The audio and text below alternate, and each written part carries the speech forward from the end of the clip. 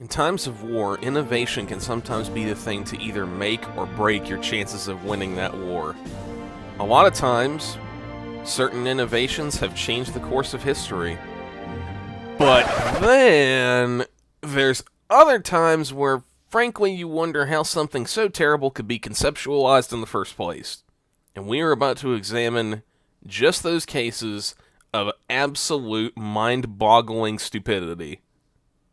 But first, ladies and gentlemen, I finally did it. I have made us a Discord server.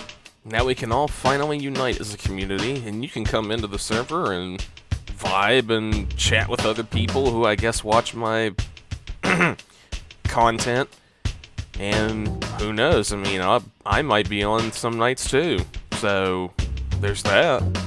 So, I mean, if you feel like talking to me, then feel free to join the server. As every other YouTuber says, the link will be in the description. So yeah, join the Discord today. Do it. Do it right now. Do it. Why are you not doing? Do it. Do it.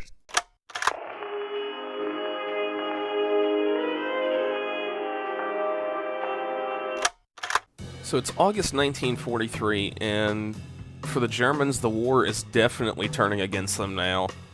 A lot of the projects they had hoped would be in production by now have been suffering setbacks, such as the Tiger II. So as a result, other programs are pushed forward to kind of try and fill the gap. One of these programs was being overseen by this Mr. Wegman from HDL Sauer. And the idea was to take the Tiger I and give it the gun of the Tiger II. It doesn't sound like a bad idea at first, but when you actually examine the vehicle closely, you begin to realize just how much of a disaster piece it is. Now, hilariously enough, before they could even get around to testing this horrible idea, they were already having problems. Matter of fact, test turrets that were supposed to arrive at Kummersdorf arrived late, the gun barrel arrived late, and by the time they had all the pieces ready, somewhere around 8 months had passed. Now, unfortunately, a lot of information on the actual testing seems to have disappeared. But from what we can gather, this design was absolutely cataclysmically bad. So the gun breech barely fit in the turret, just barely, but there was so little space left in the turret that it was practically impossible to reload the gun.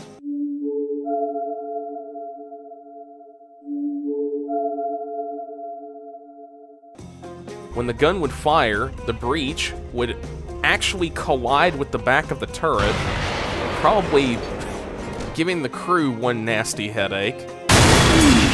There's also the fact, too, that it's likely the turret ring probably wouldn't have held up that well either with the additional weight and the additional force of the recoil. And the amount of shells that could be carried on board would probably be much less than the regular Tiger I due to the length of the shells and not being able to really have any spot to put them. In spite of this, they apparently tested the turret and came to the conclusion that, wow, that was a really terrible idea and we never should have even looked into it. What is actually wrong with us? It was determined that if this project were to actually continue development, that a brand new turret would have to be developed for the Tiger I to house the gun. Which by that point, it completely defeated its purpose of being a stopgap design.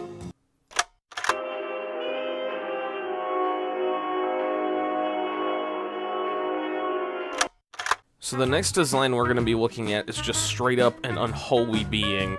It is an SCP.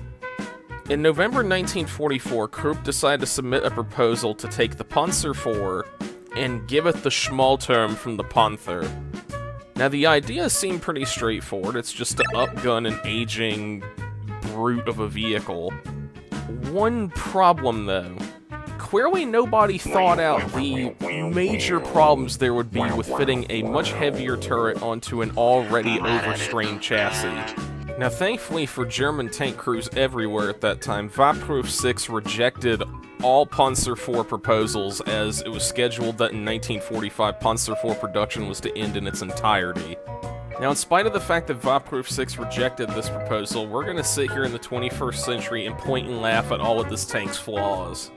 The turret weighs 7.5 tons more than the turret that was currently fitted to the Panzer IV.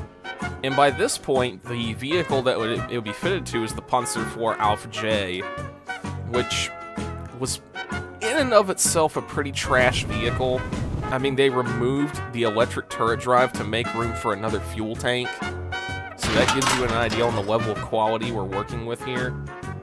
But the Panzer IV by this point already had a ton of issues, such as suspension failure, engine failure, transmission failure, road wheels could fall off while you're driving. It had, by this point, long overstayed its welcome. Well, in spite of this, Krupp thought it would be a good idea to keep the vehicle going. But by adding all of this additional weight, you've made the thing pretty much totally unusable. If German tank crews were already frustrated with the rate of breakdowns they were having currently, then they frankly would have hung up their tankers' caps and left.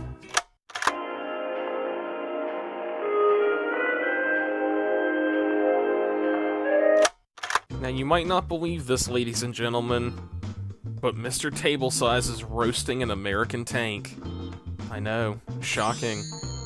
That tank being the Astron semi-trailer super heavy tank. Oh boy. So information on this thing is even more scarce than the Flammpanzer. But from what I've been able to find, it was designed in June 1945, so after the war in Europe is over. But the idea is for this absolute behemoth, this Leviathan, with an articulating hull. Yeah, and a 155mm gun, most likely. I mean, information is so scarce on this thing that I can't even tell you for a fact who actually designed it. I found a project that was similar, developed by Continental Motors, but that's all I've been able to find. Anyway, enough of the background stuff, let's get right down to what you're here to see. The problems. For one, I cannot imagine the weight of this absolute behemoth. I'm gonna say it's easily in excess of 100 tons. So, you also have this articulating hull design, which I cannot imagine the mechanic's nightmare it would be to try and do the upkeep on that thing. You also have the fact that I imagine driver coordination would be quite difficult, since the commander is all the way in the back in that other part of the vehicle. So if the hull articulates wrong and maybe cuts a communication cable, you're gonna have a lot of fun trying to tell the driver which way to go. There's also 2 engines. And I don't know what happens if one of those engines breaks down. I assume the vehicle comes to a screeching halt, but again, we have so little information on this thing that it's pretty much impossible to know. My favorite part of this tank is that little seat on top of the articulating spot where another machine gun sits. Which, imagine being the guy sitting in that seat, just in the middle of this huge oscillating monstrosity, just hoping that it just doesn't break underneath you.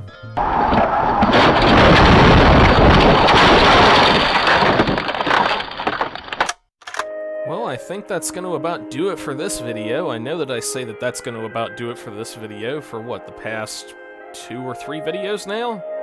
I genuinely don't know what to say, as opposed to just that. Well, I hope you enjoyed it, because it would really suck if you didn't. Anyway, if you enjoyed the video, be sure to smash that like button, subscribe to the channel, and ring the bell for them notifications, my dude. And be sure to join that Discord server, by the way. I mean, I'd love to have you, love to interact with you. Please? Maybe? Anyway, I think I'm now going to wrap this up and try to recover the brain cells I lost making this video. Bye, I guess?